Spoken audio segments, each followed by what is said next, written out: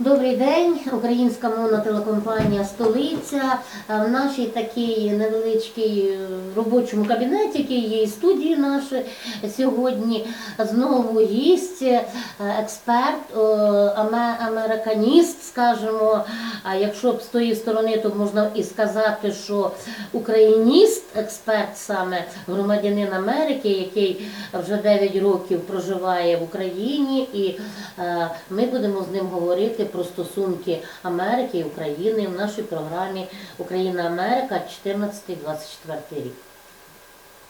So we are having today our guest who is actually a person who knows who is aware of the relationship between the U.S. and Ukraine, who is the U.S. citizen and who has been living in Ukraine for 9 years. So now today we are starting this show of the relationship between the U.S. and Ukraine since 2014 up to now. Well, Hello. Thank you. Thank you for having me here today.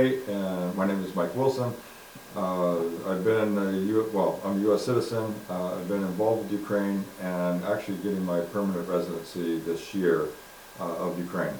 So it is my home. It is my place of living, and it's a place that I love. I love the United States and I love Ukraine. I have intimate knowledge, of course, of the lifestyle and the politics and everything of the United States and how they both work with Ukraine. Not all of it is good, I'm afraid to say, but I'm very thankful for the support that we do give Ukraine so that Ukraine can be independent and defend itself. Він каже, що мене звати Майк Вілсон, і він дякує за цю можливість говорити на цій програмі, на цій передачі. Він каже, що він, як американський громадянин, вже досить тривалий час залучений до різних активностей в Україні. Він також вважає Україну своїм домом, своєю домівкою через те, що він цього року отримав посвідку на проживання, на постійне проживання в Україні, і тому він насправді любить Україну так само, як він любить і Сполучені Штати.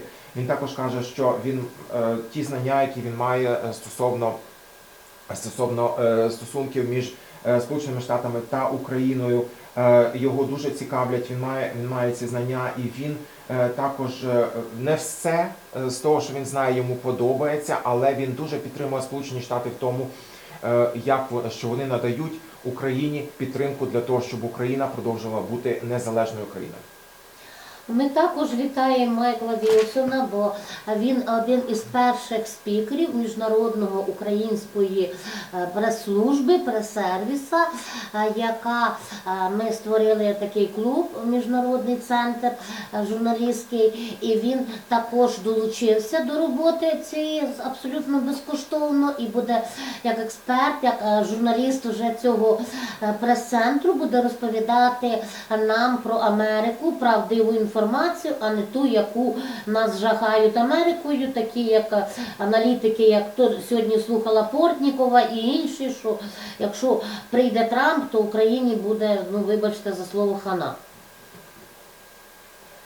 So we are welcoming you to the show, and you should know that you are the first speaker in that show of the International and Ukrainian Press Club that we have organized. And thank you so much for your involvement, and our audience should know that you are participating in this voluntarily because of your free will and because of your willingness to help this cause. And so we would very much appreciate your input into our understanding of how it works in terms of the U.S. in terms of the U.S. policy towards Ukraine, because we've been scared by our local media, for instance, about Trump. Our local hosts say that if Trump wins the election in the U.S., this means that it will be like the end of the world for Ukraine. Аналітика журналіста Віталій Портніков. Так сьогодні виступав вранці 7:30. Я слухала, я була жахована його такими, скажімо, аналітикою. І я зовсім з ним не погоджуюсь. In particular, we are talking about Mr. Vitaly Portnikov, who is a Ukrainian journalist, and who was talking on the show this morning, saying all of those things about Trump. And Valentina totally disagrees with him in this matter. Наша ціль, мета і задача – довести до українців, до суспільства правду про Америку, про стосунки України з Америкою, про американський народ і про те, що відбувається в Америці, бо воно напряму пов'язано з Україною. Ми багато чому залежимо на сьогоднішній день від Америки. І мені б хотілося не лякати людей про наших програмах, а навпаки заспокоїти, консолідувати наше українське громадянське суспільство. And because we see our goal as bringing truth to the Ukrainians about the US, about the relationship between the US and Ukraine, and what's going on in the US, and because Ukraine in many aspects is dependent on the US right now. So our objective would be not to scare people away, not to scare them about what's going on, but to consolidate the Ukrainian society and to well, not pacify, but kind of calm them down. Yeah, absolutely. It isn't a matter of pacifying, it's actually, bringing the truth. The problem when you're a voice of truth is that you have all the other voices that are also out there attacking the truth. And this creates a divide, it creates division among citizens. There's a saying we have, in the military, it says conquer, or divide and conquer. First you divide, then you're able to go in and conquer a nation, or a city, or whatever you are attacking. The idea is that when you separate the forces, you break down their defense, you break down their ability to retaliate. Well, that happens in society too. So how do we overcome the journalistic reports out there? How do we overcome the media that is propagating a particular message that is not the truth? How do we overcome that when it's the loudest voice and many people just take it as truth? Майкл каже про те, що дуже важливо, як ви кажете, доносити до людей цю правду, цю істину, але дуже часто стається так, що цей голос істини, голос правди, на нього скоюють атаки, на нього скоюють напади. Інші голоси, завдання яких полягає в тому, щоб розколоти суспільство. І як ми знаємо, популярну таку сентенцію, що розділяй і володарюй.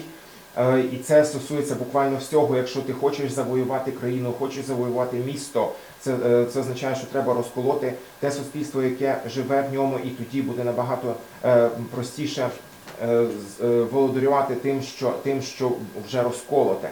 Це говорить нам про те, що це, перш за все, ставить перед нами завдання, яким чином ми можемо перемогти, можемо подолати ті голоси, ті ЗМІ, засоби масової інформації, які сіють цей розкол, які пропагують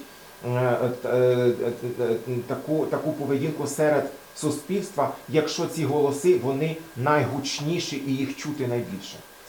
Я дуже сподіваюся на велику співпрацю з Майклом Вілсоном і надіюся, що ми залучимо медійні організації зі сторони Америки, які лунатимуть в Україні і їм ніхто не заткне пельку. We hope very much that by having these collaborations with you, by cooperating with you, we'll be able to involve maybe some more US media that will have their voice in Ukraine, and that nobody will be able to hush. Sure, and that helps. That's a big step into be able to bringing the truth, or to bring a balanced view. In the United States, there's a two-party system. It's the Democratic and the Republican parties. Now, there's an independent, and there's some, other parties involved, but they're of no voice. They have no power, they have no ability to really break through. The Democrats and the Republicans own the parties, and so, which becomes a problem overall because it's called monopoly. When any company or any type of industry or any type of government monopolizes a society, then corruption is really starting to set in because they control the narrative, they control the money, they control taxations, they control everything, and nobody has any say to it. In Ukraine, from what I understand, that there's 300 plus parties in there, which also is another problem because then there's not enough unity to push legislation through, to create a law, a set of laws that can be enforced and follow through. So both sides are extreme, so we need to find the middle. But the media, what motivates the media to say what they're saying? What is the narrative? Who owns the media? That's what you really have to look at. Who is financing the media? If we look at Russia, 75% of people will, Sorry, sir. okay, we'll let that part translate. So. Перш за все, це дуже важливо те, що ви сказали, тому що важливо підтримувати цей баланс точок зору, тому що у Сполучених Штатах, наприклад, існує ця система, політична система складається з двох партій, основних партій, демократів та республіканців, і всі інші партії, які навіть існують, вони не мають вагомого голосу, тобто їхня думка не враховується, і вони навіть не можуть пробитися у засоби масової інформації, щоб донести свою думку. Це створює проблему монополії, тому що фактично уряд у Сполучених Штатах монополізує владу, що дає йому додаткові важелі для того, щоб для корупції, для того, щоб контролювати грошові потоки, для того, щоб контролювати оподаткування і таке інше. В Україні ж ситуація інакша, тому що в Україні ми маємо там 300 з лишнім політичних партій, і це також створює проблему, тому що в нас немає консолідації суспільства, немає єднання в суспільстві. І тому це також відповідно впливає на те, що немає можливості створювати те законодавство, яке би належним чином застосовувалося. Але Майкл каже, що дуже важливо зрозуміти, кому належать медіа, кому належать засоби масової інформації. Тому що той, хто утримує медіа, той, хто платить за них, той фактично якби замовляє музику. So the problem with a state-owned media is that the narrative comes from the head of the state to control that media and doesn't allow any outside influence or opinion about any truth or facts or science or anything that would back a different opinion. And so the state can control it.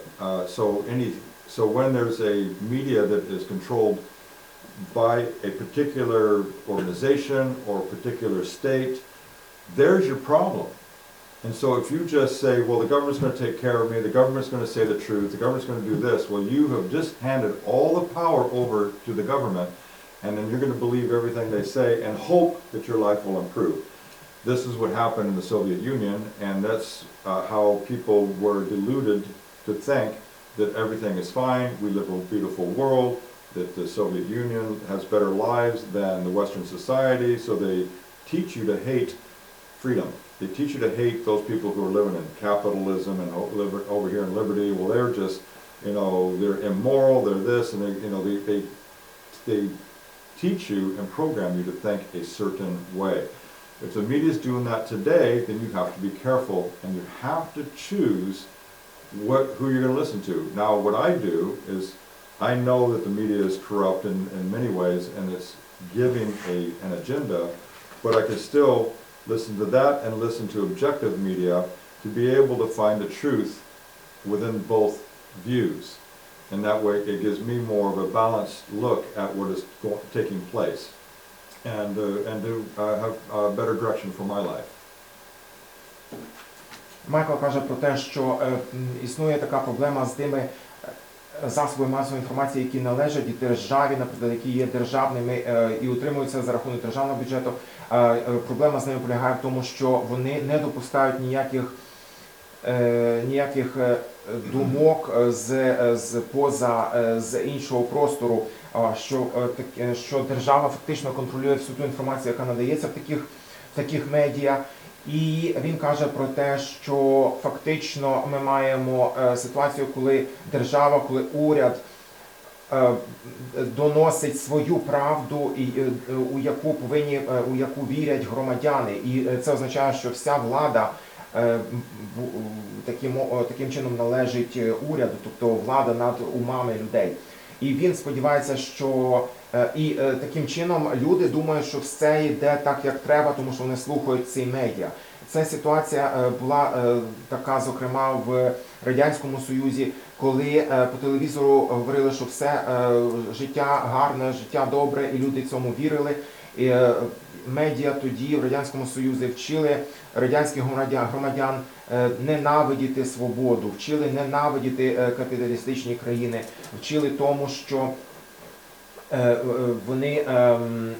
вони не такі, як потрібно, що вони там якісь аморальні. І тому сьогодні у підхід Майкла полягає в тому, щоб слухати різні джерела інформації, щоб мати, слухати також інформацію з об'єктивних джерел, для того, щоб складати самому для себе певний збалансоване розуміння ситуації. Дуже добре, абсолютно підтримую його точку зору. І коли говорити за Радянський Союз, то коли він розпався і в 94-му році гарантією нашої безпеки держави України, збереження її кордонів, підписав американський президент Білл Клінтон.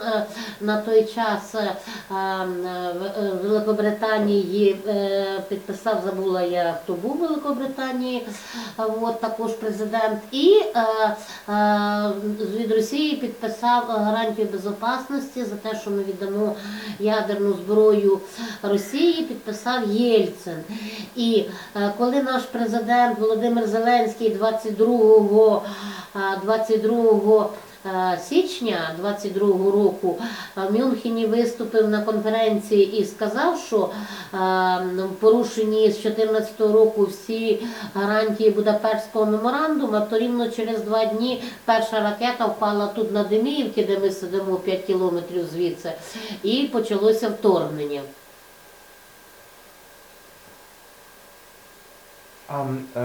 Valentina is saying that she fully agrees with what you're saying, and just maybe to make it more precise, when we're talking about the USSR, and we know that back in 1994, Ukraine was already independent, and it had those guarantees brought to Ukraine by the US government, by the UK government, in particular, that was Bill Clinton from the US, and they signed a memorandum guaranteeing and ensuring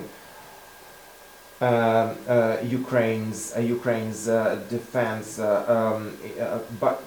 But for that, Ukraine had to surrender, had to give their nuclear weapons to Russia.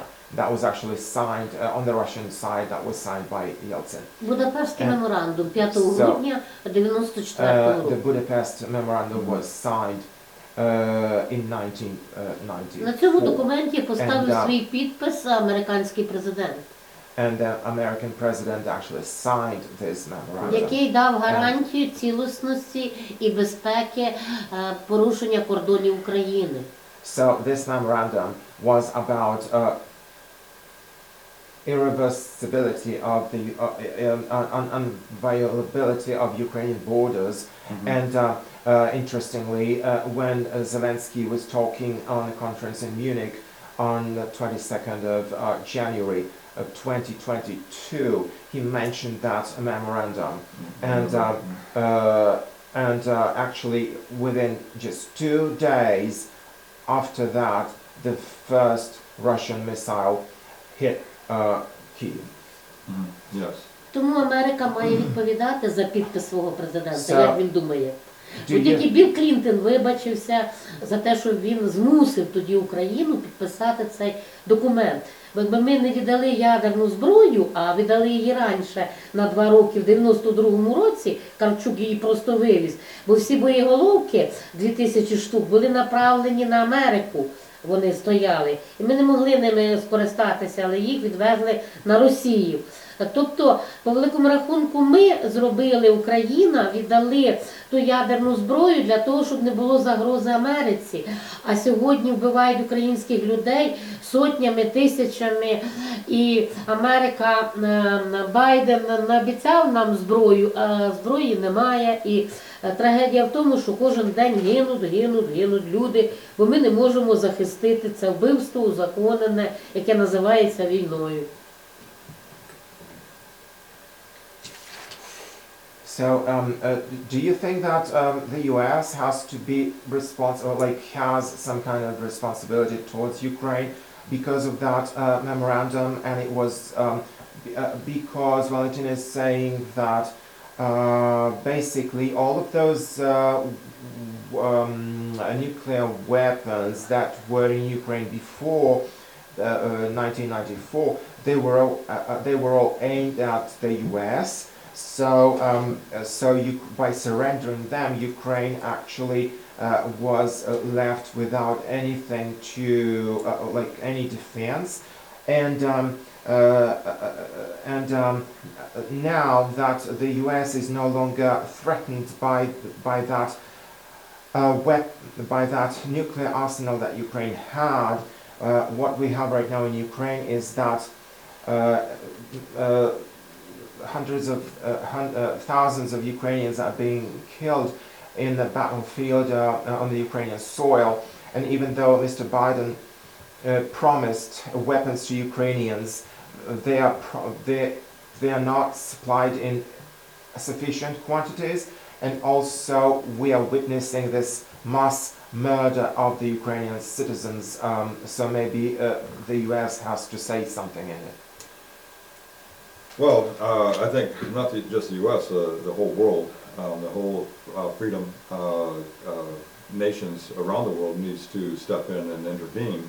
So it's not just the U.S. We've got the U.K., we've got the EU, we've got Japan. We've got many of the free countries that should be stepping up. We have this so-called UN, which I'm completely opposed to. The UN to me, is a worthless organization that just steals money from countries, and mostly from the U.S., and does nothing, and allows Russia to have a seat in the we call that veto and voting in the UN, and they have only corrupt countries running it. So the UN is worthless. But as far as the free world is concerned, it does need to intervene to have peace, and it needs to bring force to do that. And so the U.S. is a part of that, because the U.S. is the leader of the free world. And they do need to lead in this, and we're not going to see it under the Biden administration, because the Biden administration has no backbone, has no capability to be able to bring peace to the world, because there's unrest in China and Taiwan, there's unrest in Iran, there's unrest in Israel, there's unrest all over right now because of this particular administration.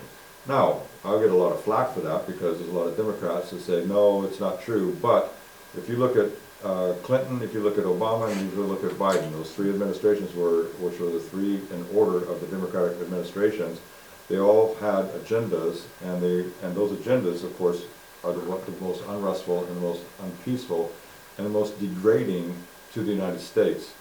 Our patriotism and our support and our strength came under the other presidents outside of those three that I mentioned. So, strength comes, again, from unity. It also comes from proper leadership. The United States does have an obligation, along with the UK, to fulfill the Budapest Memorandum. I agree with that. I'm extraordinarily and extremely upset and angry at the fact that that did not happen. Ukraine could be at peace right now if that memorandum was upheld.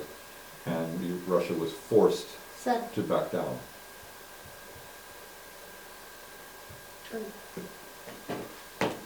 Почекайте ж, не можу зразу все, треба ж трошки. Майкл каже, що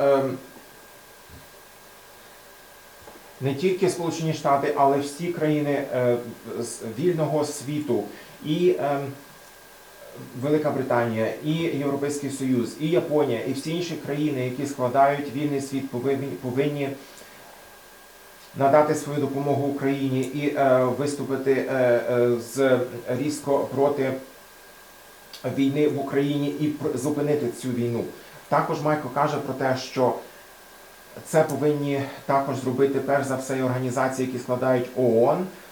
І Майкл каже, що він дуже чітко бачить свою позицію проти ООН, тому що він вважає, що це абсолютно організація, яка не несе жодної користі, і вона лише існує для того, щоб красти гроші від тих країн, які складають її. Зокрема, також і ООН,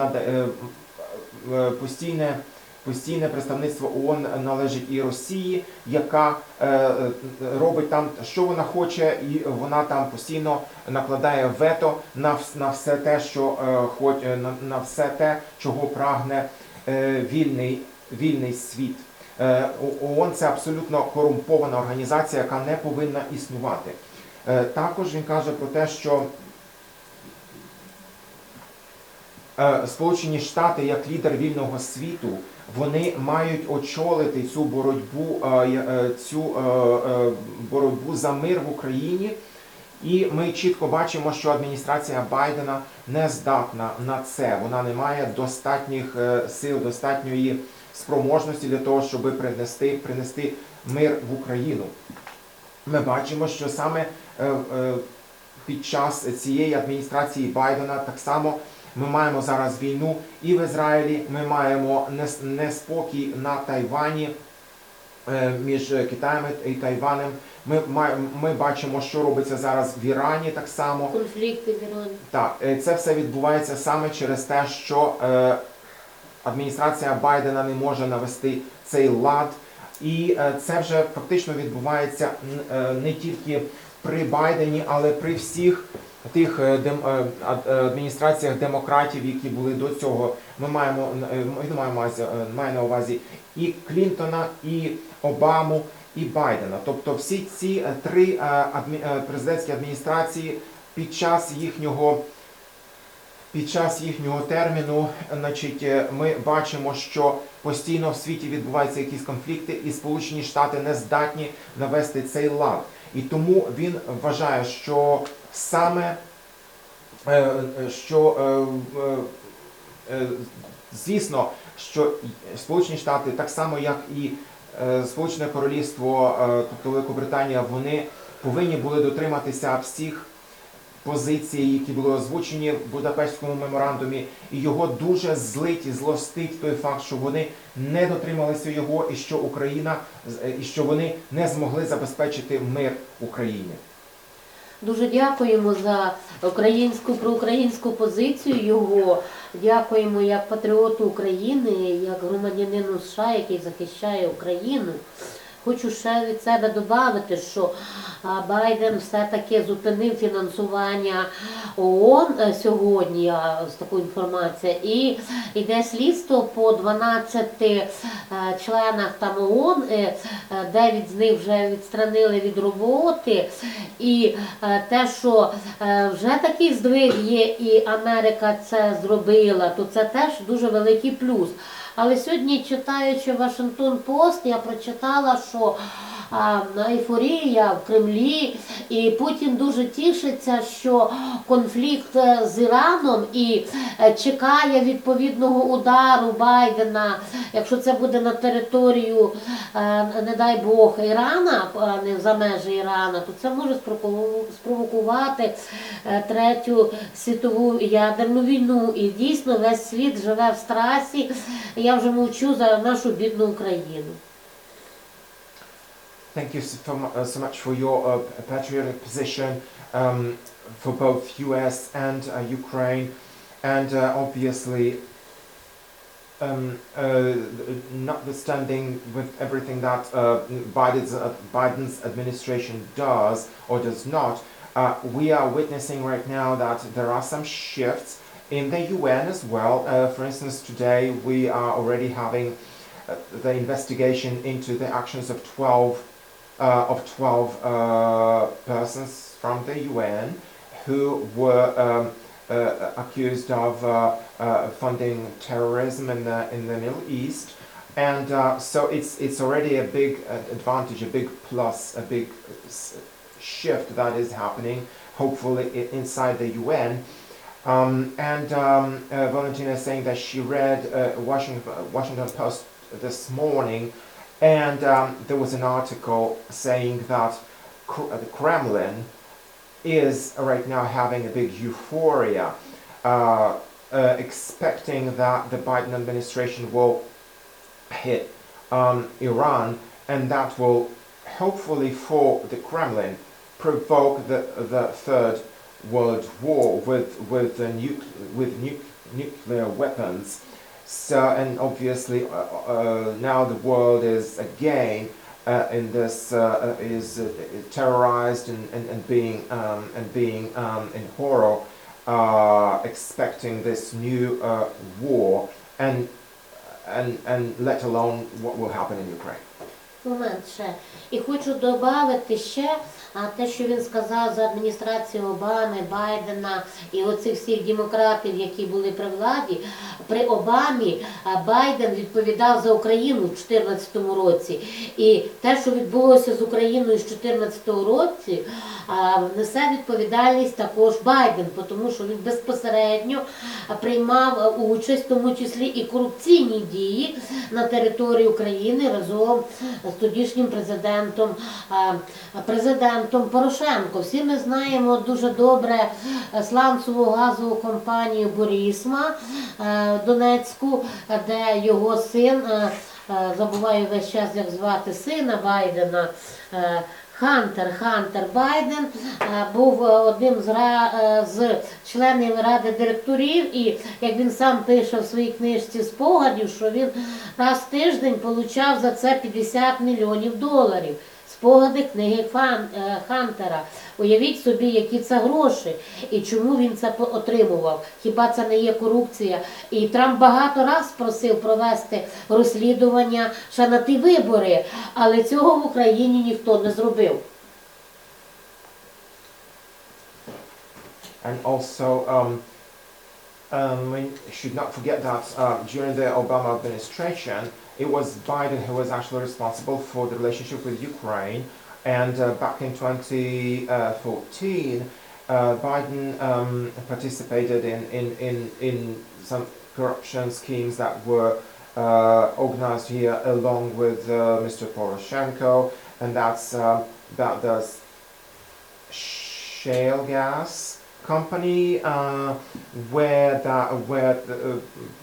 Biden's son Hunter was one of the members of the board, and in his book that he published, he mentions that he received $50 million weekly for participating in that board. And actually, Ukraine has not done nothing about the investigation of this case. Yeah, because that was, again, we talk about quid pro quo, which is totally recorded. I'm not saying anything new here. It's actually proven. It's on recording that Biden pushed Poroshenko into acquiescing to kick out the investigator towards Burisma. This is the corruption you're talking about during the Hunter Biden when he was on the board of Burisma. And so that whole thing, that's been exposed. That's all been released. It's on video. About Biden talking to Poroshenko and firing the prosecutor, attorney that was investigating that incident of Burisma. So those are some of the corruptive things that tied the hands of Poroshenko. And I don't, I know that Poroshenko, when he took office and president, again, we're talking a billionaire who's given up his his comfortable lifestyle to be president during war. I mean, he became president after the invasion of Ukraine. And not an easy task to take on, and I think in all intents and purposes, he really was looking to bring peace and to bring resolve and to bring Ukraine back into a peaceful living again. But then his hands were tied by higher authorities than him, and there's nothing he can do. And I saw this transition, I saw this shift take place during that time, and I realized that he lost the ability to really lead his nation. He had all intents to do the good thing, but he was backed into a corner because Ukraine did need the money, the $1 billion loan agreement and everything, and that was going to be taken from him if he did not acquiesce.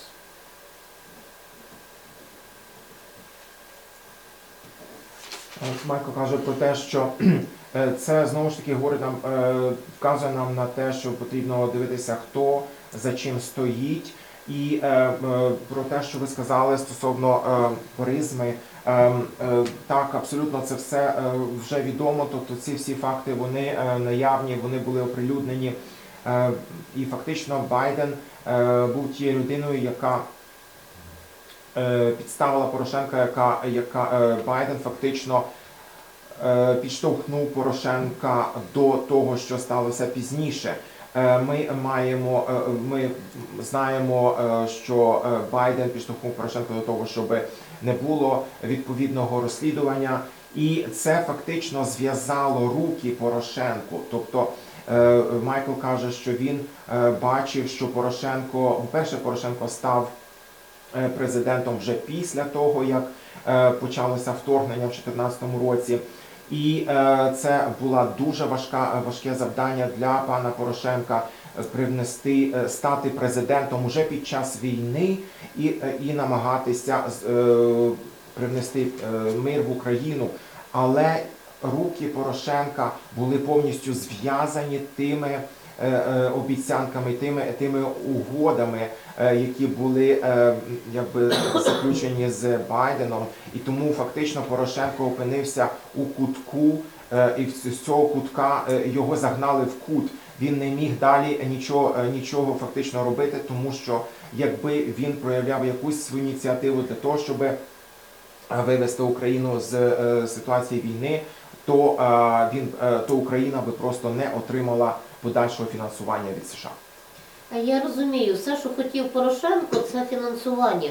А фінансування, воно потрібне, але це не головне. Головний злочин Порошенка те, що він підписав Мінські угоди і зробив, скажімо, квазі-республіки на території України, звідки це все почалося. Почався сепаратизм і почався очаг цієї страшної трагедії, яка сьогодні відбувається, і яку пожинає Зеленський, не маючи жодного досвіду президентства. Він просто артист, і навіть ті люди, які сьогодні видають себе за журналісти, вони ними не є. Вони є просто артисти з команди Зеленського. Я його не осуджую, але йому наслідки Порошенка прийшлось пожинати, бо не можна сидіти на трьох стільцях зразу.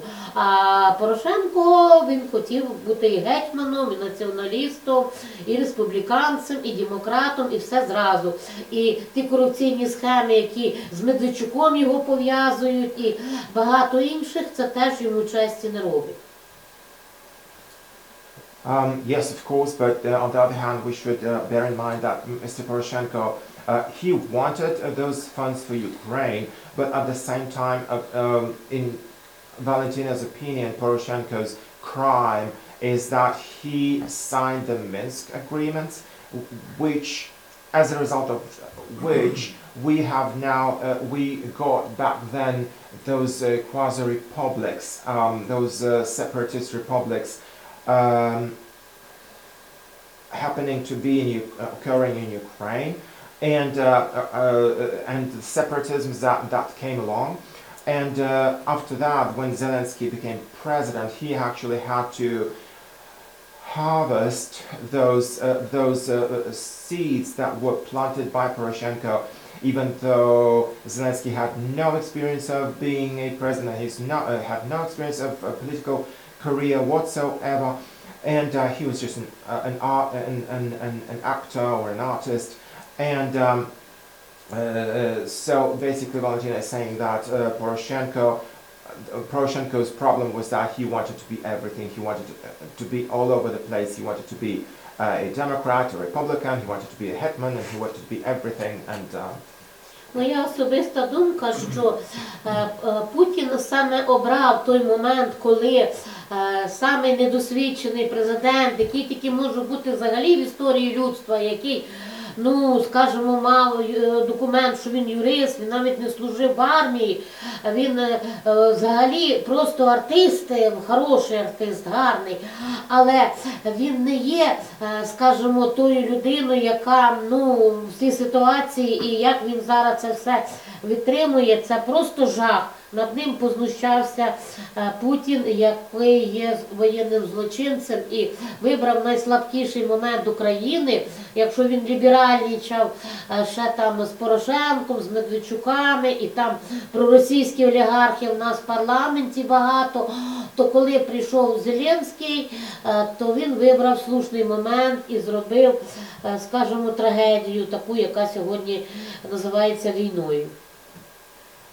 Скориставшись тим, що він не є ні дипломат, ну, не є людина фахова, яка може вести війні країну. well, Valentina is just saying that probably Putin used this opportunity to attack Ukraine, to invade Ukraine, specifically at that moment when Zelensky was president, because he was the most unprofessional person to become. He did not have enough skills or experience or whatsoever to become president, and so this was a big opportunity for Putin to invade Ukraine. And she's also saying that it's a big burden on Zelensky right now, and she's just surprised at how he is bearing all of that. He's able to to go through all of that, because when Poroshenko was in power and Putin was probably kind of flirting with him or with Medvedchuk and whoever all else were part of the Ukrainian political elite back then, but right now it's clear that Putin's just used this opportunity for this war. So you've actually brought up quite a few topics here and quite a few angles on here. So I can only give you the U.S. view on it because I was following this from before 2014, and I was observing what was going on. We can't look at it as Poroshenko and Zelensky. If we look at it as purely Poroshenko and Zelensky, one, the invasion happened before Poroshenko.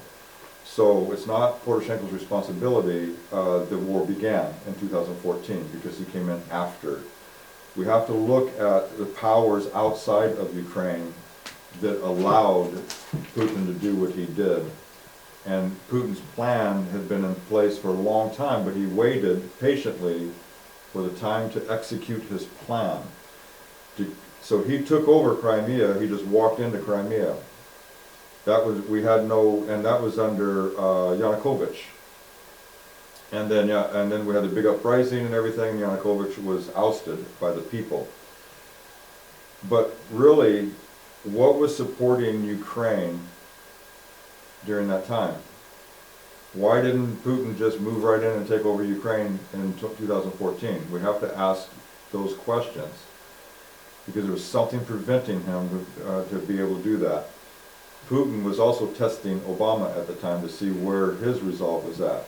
Because if a president had enough grit and had enough iron within him to say this is not going to happen, it wouldn't have happened. Because the United States has a power, the United States combined power is greater than everybody else in the world. The United States controls the peace in that sense. Its military might is, nobody can match it. And if you combine all countries, it cannot match. So Putin waited patiently for the right people, and he kept pushing on Obama. Obama said, here's a line, Putin kind of went up to the line, and he crossed the line, and then Obama kept moving the line. But the point is, he was testing them, and that's why he walked right into Crimea. No fight, nothing. And then he created a distraction in Donetsk and Luhansk, and he created that separatist thing. That's not Ukrainian, it's Russian. And so Poroshenko gets in the middle of that. Again, I don't blame Poroshenko and the things that happened to him. He had greater powers over him that made him make choices that was not necessarily great. But Poroshenko had to think of the citizenship, he had to think of lives, he had to think of all of that, and that's a huge burden. I'm a father of 6 children, and to take care of my family is a huge burden, but he had millions of people. Zelensky, yes, inexperienced, I agree. But what happened? It wasn't Zelensky why Putin came in. It had nothing to do with Zelensky. It had everything to do with the administration of the United States and the weakness of Germany and the weakness of France and the weakness of the UK. Those weaknesses allowed Putin to move into a full war with Ukraine. Putin didn't expect all the weaponry to come in and the support, but still he thought that he was going to walk right into Ukraine like he did Crimea. So this is a big issue that isn't about Poroshenko and it isn't about Zelensky. I don't have to agree with everything that they do. I do understand the burden and the weight on their shoulders and admire them for that. I admired Poroshenko and I admired Zelensky.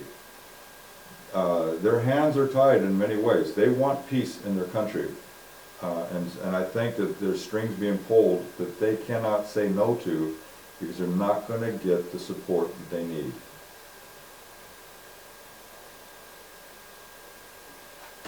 Майкл каже про те, що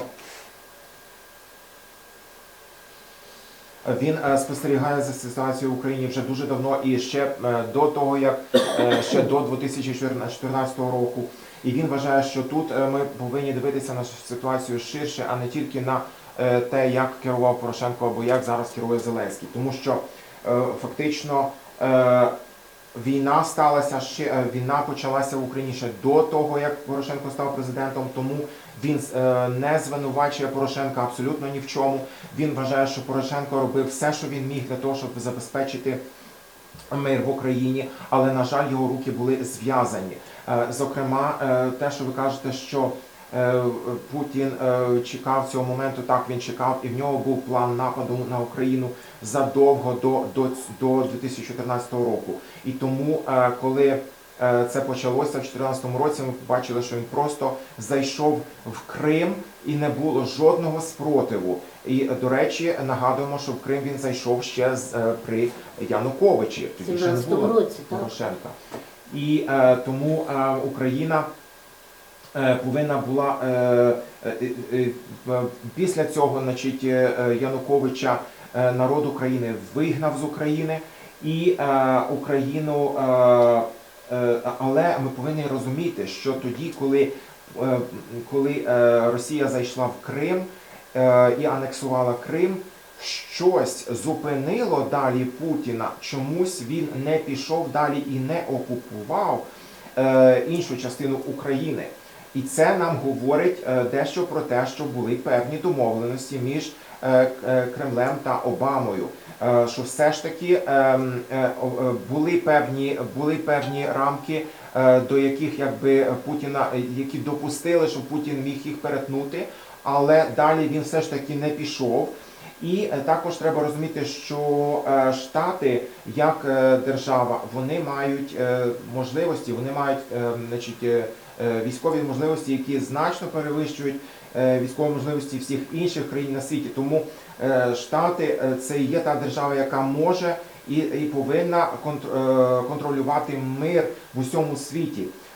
Путін, коли чекав, Путін дійсно чекав того, щоб напасти, і він просто зайшов тоді в Крим.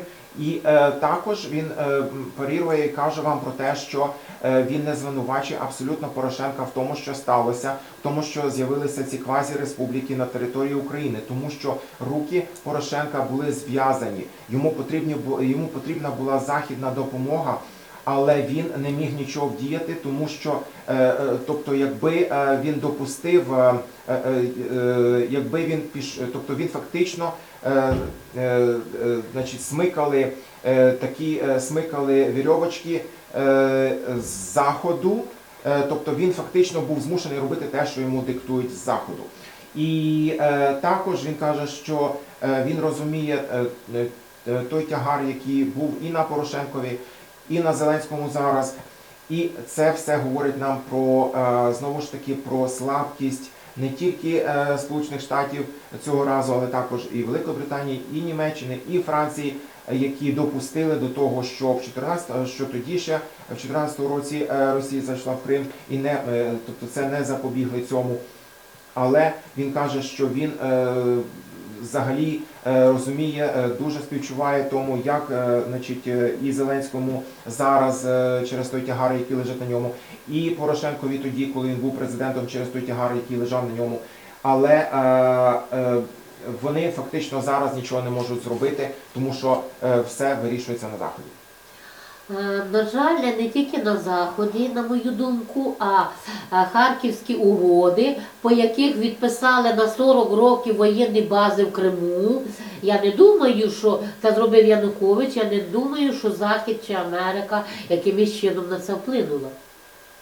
There is also the Kharkiv agreements that were signed under Yanukovych that extended the Russian military bases in Crimea.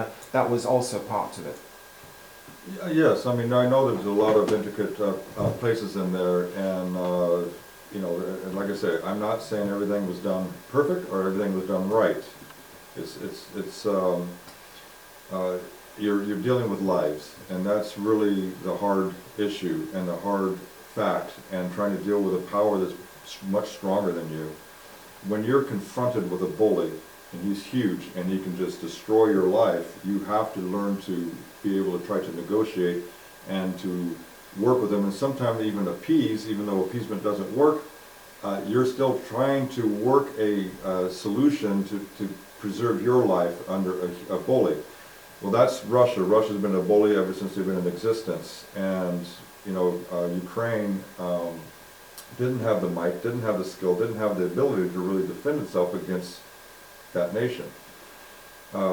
You know, we found out only in 2014, or excuse me, 2022, that we have the might and the ability to push Russia out of Ukraine and defend itself. But again, that was from the help of equipment, military equipment, that turned the tide against Russia. So we're thankful for the help that we've received from the EU, from the UK, from the US. That is insurmountable with our appreciation and the ability to resist and to defend ourselves.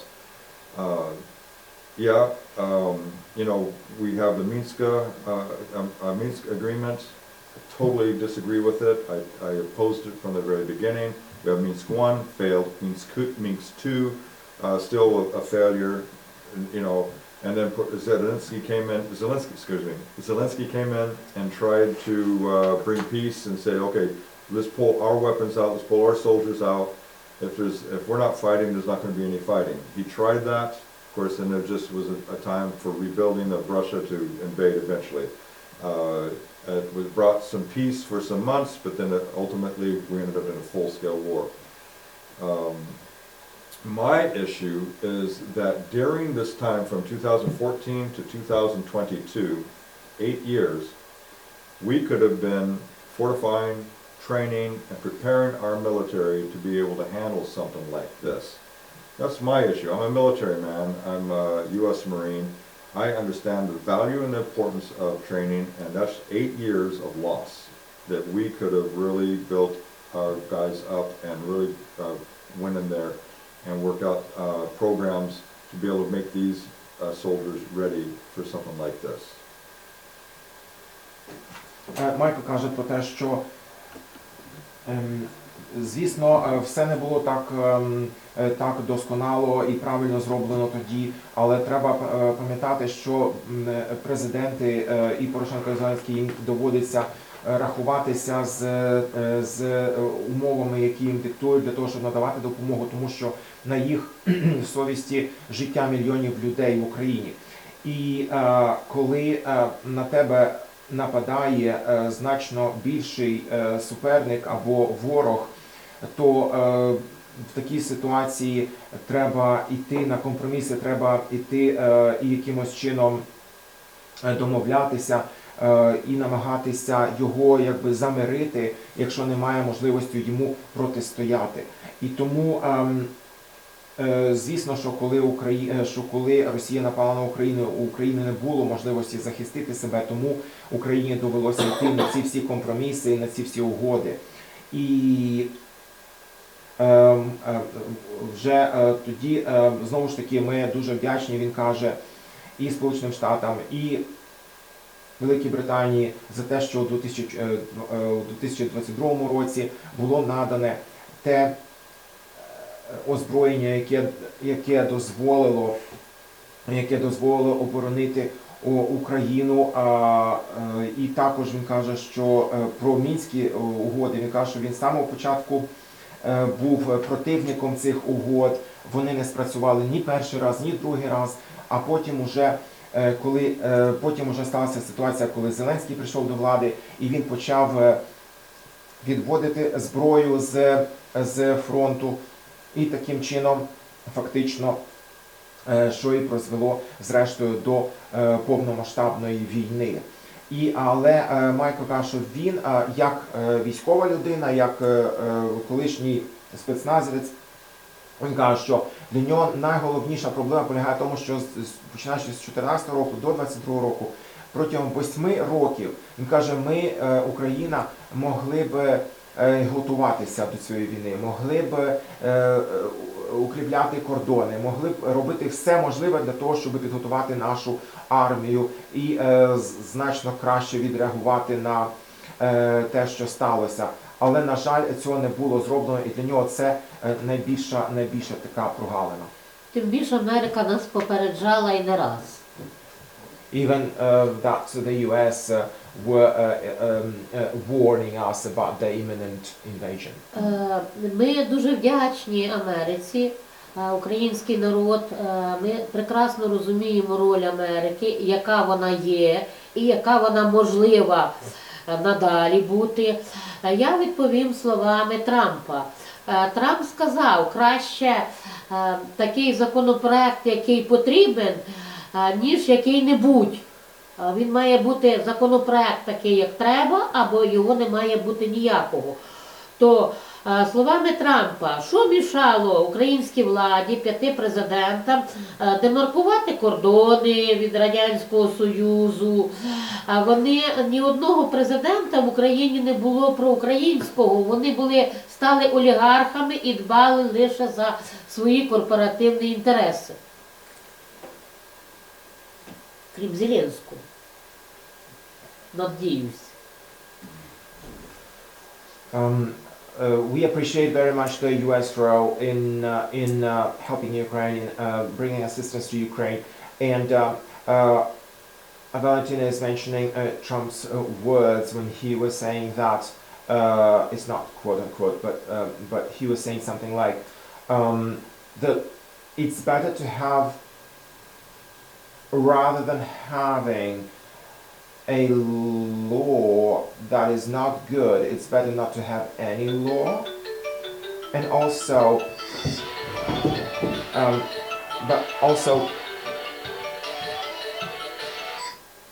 when we talk about the Ukraine presidents, we should remember that during all of those years of Ukraine independence, the borders were not demarcated with Russia.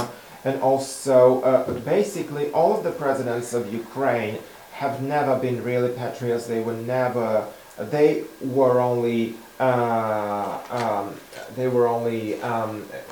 taking care of their own corporate interests. Перевели, що Трамп сказав, що краще такий законопроект зараз під час виборів, кілька днів назад він сказав саме про збереження, закрити кордони. Він сказав, краще такий законопроект, який має бути правильний, аніж який-небудь.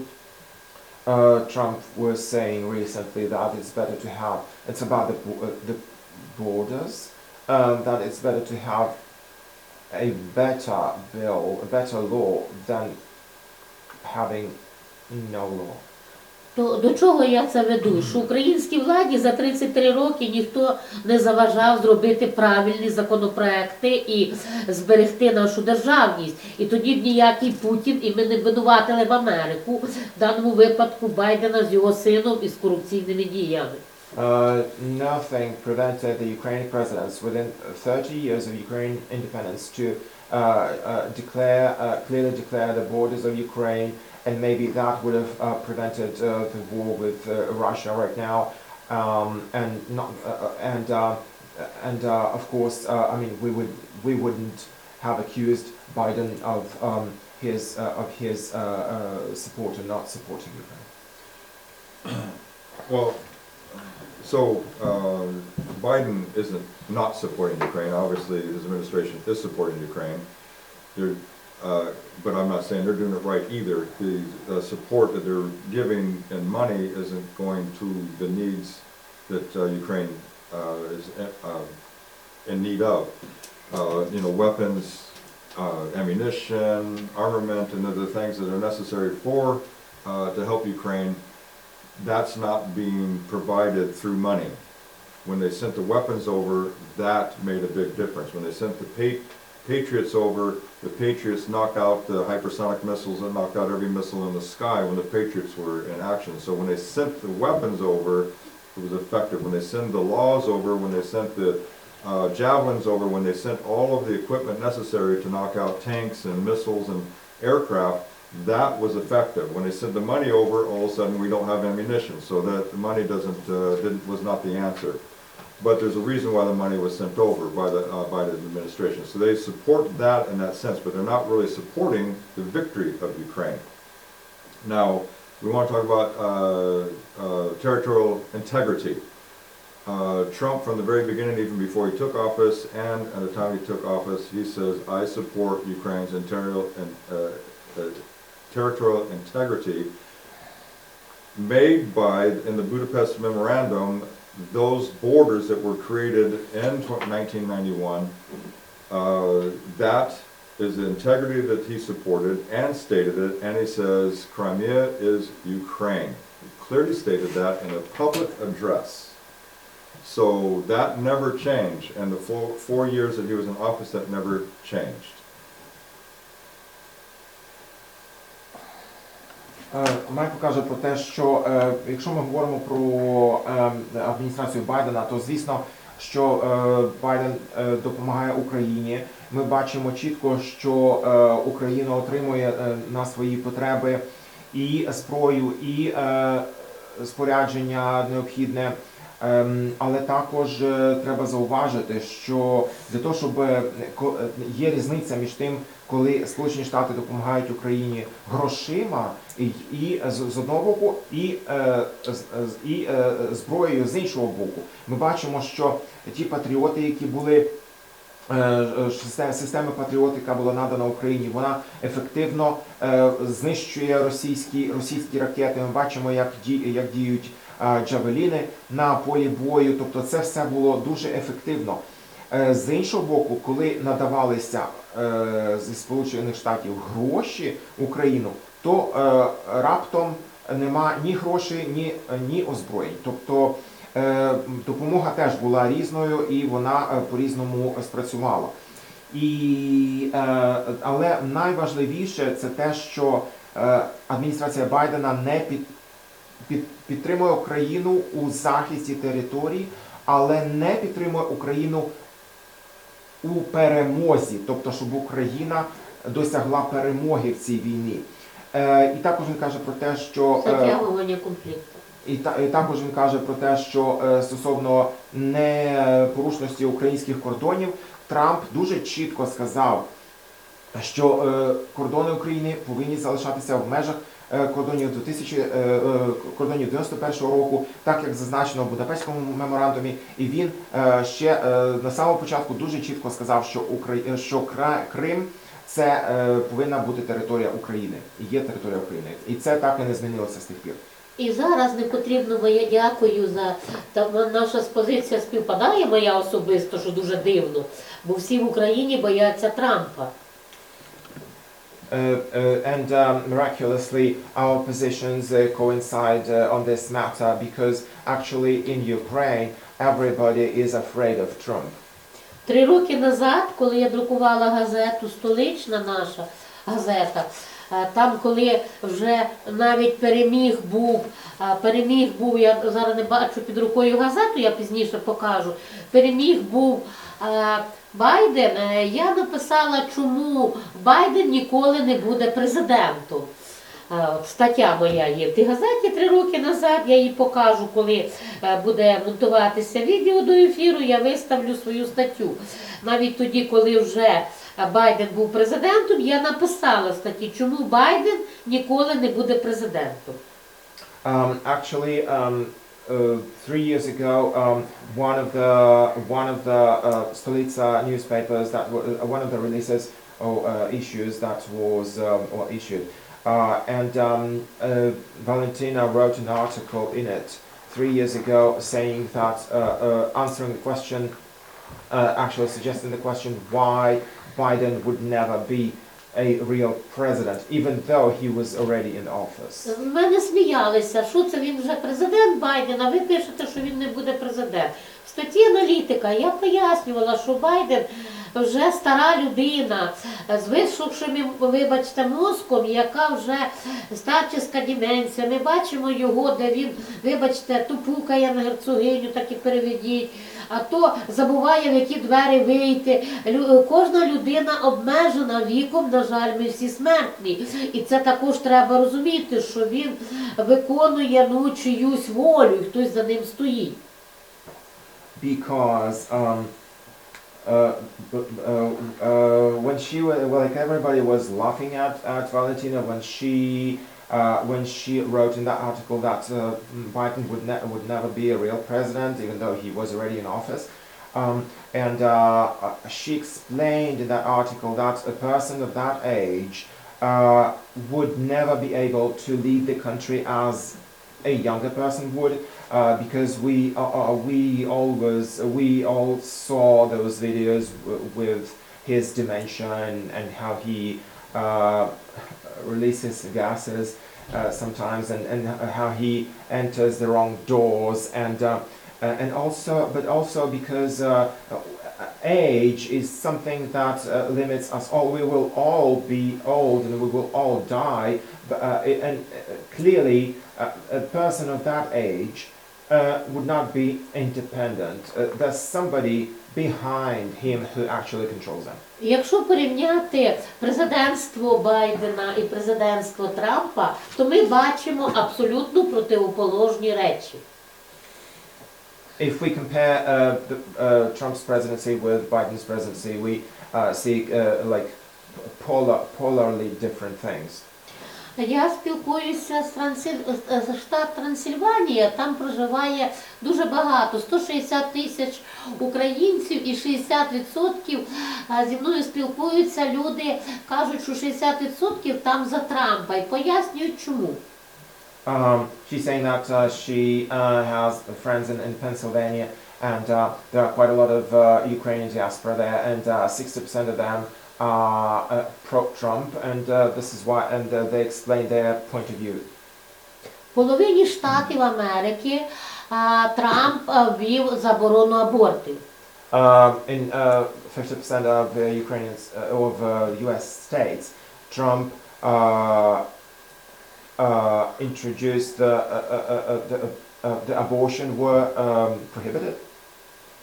Трамп проти гонки озброєнь, і він навпаки виводить Пентагон з усіх гарячих точок і каже, що на озброєння не треба тратити гроші.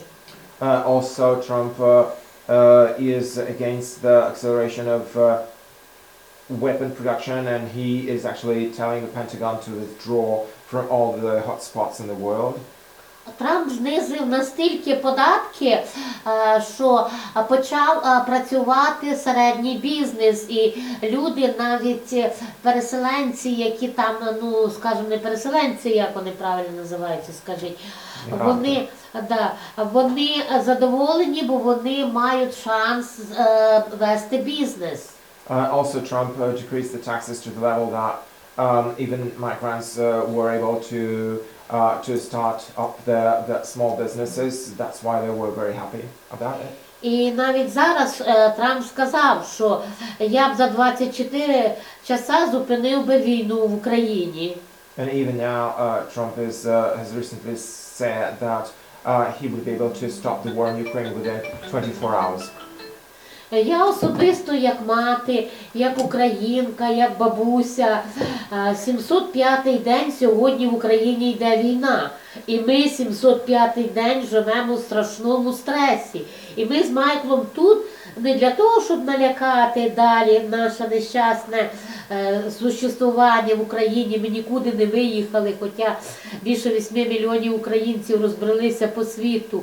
А ми хочемо навпаки консолідувати суспільство, бо через місяць вийде термін нашого президента, конституційний термін повноважень президента. І нам треба як ніколи, щоб не було в нас тут якихось конфліктів внутрі суспільства, щоб люди були об'єднані і щоб ми змогли вижити і врешті-решт дочекатися, коли таки Америка, а ми в це віримо, спасе, врятує Україну.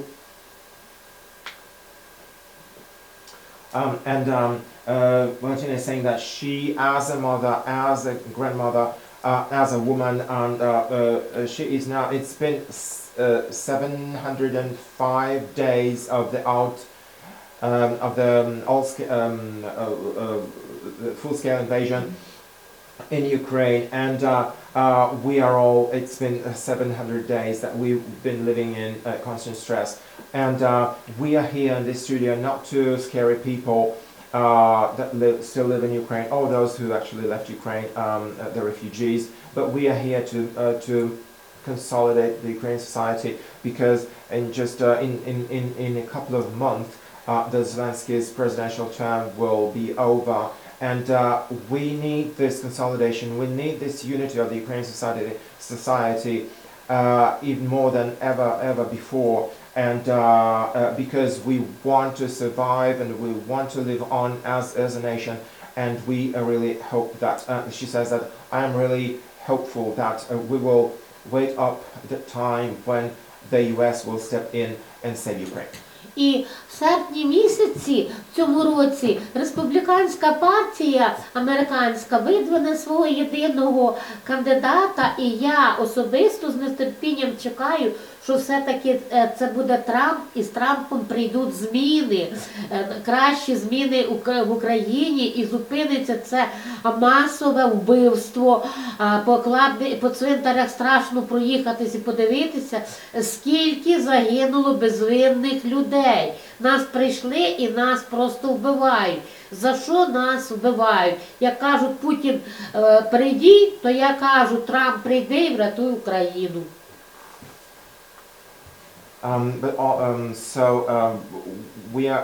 Valentina is waiting for the month of August, because when the Republican Party will actually propose the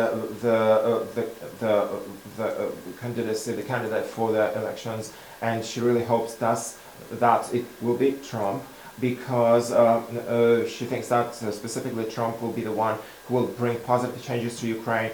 That will be this mass murder of Ukrainians will finally stop, and we witnessed all of those murders all over the cemeteries of Ukraine, where all of those innocent people keep being killed, and as the pro-Russians say, Putin, please come and make order. Valentina is saying the same thing about Trump. Trump, please come and make order. No, I appreciate that too. Trump is the nominee for the Republican Party. That's without question. That was already known even last year. So before that, the primary is final, it really isn't going to matter, because there is no nominee that even equals to the numbers that Trump currently has.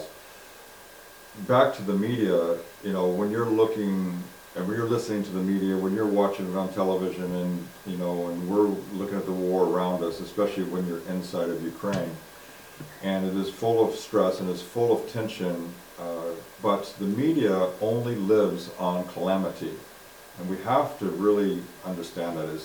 Sometimes it's difficult because we get so caught up into what we see. They can change the narrative. They can take an explosion, and they can say, and let's say the explosion happened in, you know, in Kharkiv.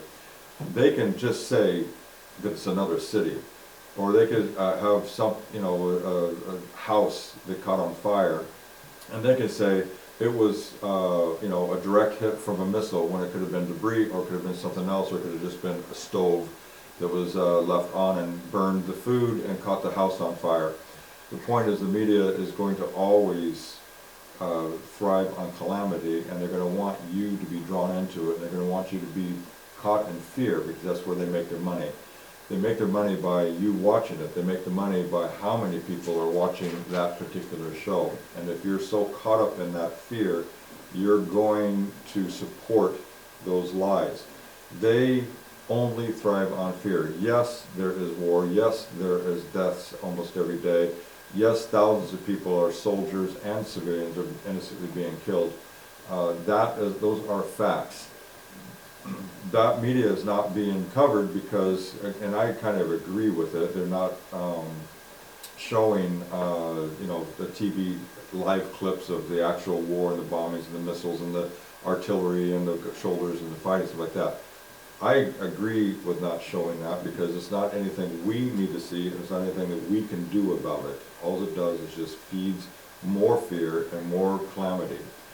Keep us divided, we won't be able to make the right decisions. Keep us in fear, fear automatically makes us make the wrong decisions. So these are all engineered and designed to create calamity and to keep us apart and divided, so that the media can continue to do what it's doing and prop up what it wants to prop. They're only propping up who pays their bills. They're only propping up who puts money in their pockets. So it doesn't matter if you're a journalist, it doesn't matter if you're the producer, it doesn't matter if you're the TV show, you're only promoting and you're only speaking that is who is paying your bills. And so you're not an honest media, you're not a true representation of what's being shown, what's being said, and the truth of the matter. If you can, as an audience, can just pull yourself away from that, because it is an addiction, I understand it, it's just that that's what draws us, and that's what, you know, we live by that fear. And if we, you know, watching peaceful bunny rabbits hopping around and butterflies landing on flowers, you know, that gets boring within, you know, within about 30 seconds. But watching blood and, you know, destruction and houses collapsing and cars being blown up and bodies strung around and legs over here, we tend to really gravitate to that. That's our own nature. So it really, again, pay attention to what you're listening to. Pay attention to the news that's being said and understand who's saying it and who's paying the bill on that. If it's any particular government, then it's not going to be truth. So, you know, all of this is going on. I am thankful again for the United States. I'm thankful for the UK. I'm thankful for the EU. I'm thankful for these strong powers that are bringing support to Ukraine. There can be more done. I do believe that Trump in office is going to end the war instantly. I think the war would actually end before he actually took office on the elections of November of this year. So there's a lot of factors in here, way too much to talk about in this particular session. There can be another session to go on. But he is the nominee for the Republican Party. That is automatic. There's no one even close to him. I mean, the closest is DeSantis, who I like, but he is at, DeSantis is what, at 2%? Trump is at 60%, so there's no, there's just no comparison there. So the Republican will do the right thing, and they will put Trump as the primary nominee for president. Він каже, що так, значить, стосовно Трампа, він каже, що це буде залежати, звісно, від праймеріз, як вони пройдуть в Сполучених Штатах. але також треба розуміти, що рівного Трампу серед республіканців немає. Він каже, що Де Сантос – це та людина, яка, можливо, найближче підходить до, ну, можливо, він каже, мені подобається Де Сантос, але, на жаль, в нього лише 2% підтримки. Він зняв кандидатуру. Oh, De Santos already removed his candidacy. That's fine, yeah, he needed to, he needed to back up, so, but he was the closest on that, and he, but yeah. Він був найближчий до цього, але фактично навіть він якби зняв свою кандидатуру, як ви кажете, тому що просто недостатньо було кількості. І він каже також, що щоб завершити, що знову ж таки стосовно медіа, стосовно ЗМІ, він хоче наголосити знову, що всі ЗМІ, всі такі от засоби масової інформації, вони живляться тим, щоб лякати людей. Він каже, що і звісно, коли людина бачить, що там значить, показують відірвані руки, ноги, показують кров, показують, як значить, впала там якась будівля, зруйнована якась будівля внаслідок, значить, війни або ракети, то ми завжди повинні собі ставити питання, на чиї гроші це все знімається, і хто отримує гроші за те, що люди це дивляться. Тому що чим більше тому що люди мають таку як залежність від цього, тому що люди хочуть дивитися такі от страшні речі. Якщо ми показуємо людям по телевізору метеликів, які там пурхають над квіточками, то це за 30 секунд це вже ніхто не буде дивитися, це нікому не цікаво. Тому спеціально через це людям згодовують таку страшну картинку реальності, страшну картинку війни, але він каже, що нас заганяють у страх таким чином, а коли ми у страху, то ми завжди приймаємо неправильні рішення. Коли людина перебуває в страху, ті рішення, які вона приймає, завжди будуть не такими, які потрібні бути. І він каже, що завжди ставте собі питання стосовно того, що якщо ви дивитеся там кров, руйнування, відірвані руки, ноги, то хто з цього буде мати на цьому зиск? Тому що навіть ті журналісти, які кажуть, що вони незалежні, якісь там продюсери, і хто завгодно, коли вони говорять, вони показують таку картинку, вони всі за це отримують гроші. І від кого, ми завжди повинні розуміти, від кого вони отримують гроші і хто виступає бенефіціаром цих грошей. І також він каже про те, що тому треба завжди зважати на те, що ви дивитесь, як ви дивитесь, і розуміти, і збалансувати цю інформацію. І знову ж таки він каже, що я вдячний і Сполученим Штатам, і Великій Британії за ту допомогу, яку вони дають Україні. Він сподівається, що якщо Трамп стане у влади, то ця війна дійсно дуже швидко завершиться. Дуже дякую, що він був зі мною в нашій програмі, що він дійсно експерт і що він, скажіть, що в темні часи дуже добре видно світлих людей. Thank you so much for being part of this show, and we are appreciating very much your input. And as the saying goes, in dark times, bright people are seen the most. Трамп ілюмінаті, ми українські ілюмінаті. So we are Ukrainian Illuminati. Yes. Воїни світла.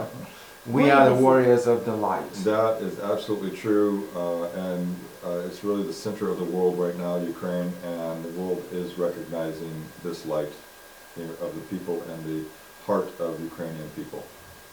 Це абсолютно правда. Він каже, що зараз Україна – це центр без применшення, це центр світу. І весь світ дивиться на українців, як на людей світла. Дякуємо дуже Майклу Вілсону, експерту, україністу, американісту, саме експерту в цьому напрямку. І що завдяки йому ми все-таки будемо відслідковувати вибори в США які 3 листопада закінчаться, і віримо в те, що будуть зміни в Америці, будуть зміни в Україні. So we thank you for your knowledge that you are bringing to our audience, and we are so with your support we will be getting aware of more things that are happening in the world and in the US, and we are waiting for the elections in the US that will occur on November the 3rd, and we're looking at those with big hopes. Дякую. Thank you. Дякую. Absolutely. You're будь ласка. I enjoy being here, and I enjoy being able to be a part of your program, and to share any information that is helpful. And really, my desire and my passion is to bring encouragement and to help lift Ukraine up. І також він дякує за те, що ви запросили його на цю програму, і він каже, що він бачить свою місію в тому, щоб, по-перше, йому подобається з вами спілкуватися, і він каже також, що він бачить свою місію в тому, щоб бути корисним для України і українців і привносити всю ту інформацію, давати всю ту інформацію, яка може бути для нас корисною. Скажіть, що я його чекала 11 років. З 12-го року, працюючи в телекомпанії «Столиця» журналістом, я Майкла чекала 11 років.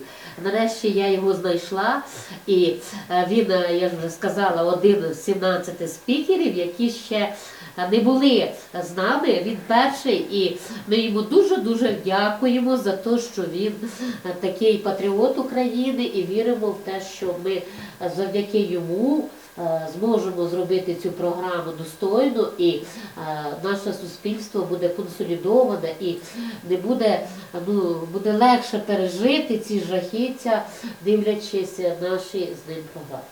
And so Valentina is saying that she's been waiting for someone like you for 11 years since the very start of this platform, and finally she's found you. And that just to remind to the audience that Michael Wilson is one of the 17 speakers that will be appearing on this show, and he's the first one to appear. So thank you so much, Michael, for your patriotic views on Ukraine, and we really hope that this will contribute to the consolidation of our society in the face of the current situation in Ukraine. І останнє. 11 років я тренувала медведів, але медведь ніколи не стане білою пантерою. Це така моя істина. Це про кого? Про громадянське суспільство, про патріотів, про активістів, про центр журналістських розслідувань, про інтелектуалів, що якщо ти позбирав медведів і вчиш їх бути білими пантерами, ну вони будуть медведями, з них не буде більше толку. А я щаслива, що він не біла ворона, як він казав на першій програмі, а він все-таки біла пантера, яка може діяти на упередження і може багато зупинити проблемних, скажімо, міняти, робити сценарій позитивних дій в Україні і упередити нещастя, видаючи правдиву і потрібну інформацію. Я в це вірю. So she's saying that she's been training bears for 11 years so that those bears become white cougars, but she has never succeeded in it, meaning that like bears, she means those persons that she was among the Ukrainian civil society that she was trying to bring up, but she was not able to, and finally she has found you, who she considers to be a white cougar among all of the black cougars, and a maverick who can bring us positive scripts, positive scenarios of how we can survive in Ukraine in these troubled times. Very good. Yeah, thank you. I appreciate it. I really enjoy, and it's a pleasure to be here, and I'm honored to be a part of this. Не біла ворона, біла пантера. Для мене, каже, честь бути тут, so you're like a white crowd among black old Yes. black crowds. Дякую. Thank you. Good.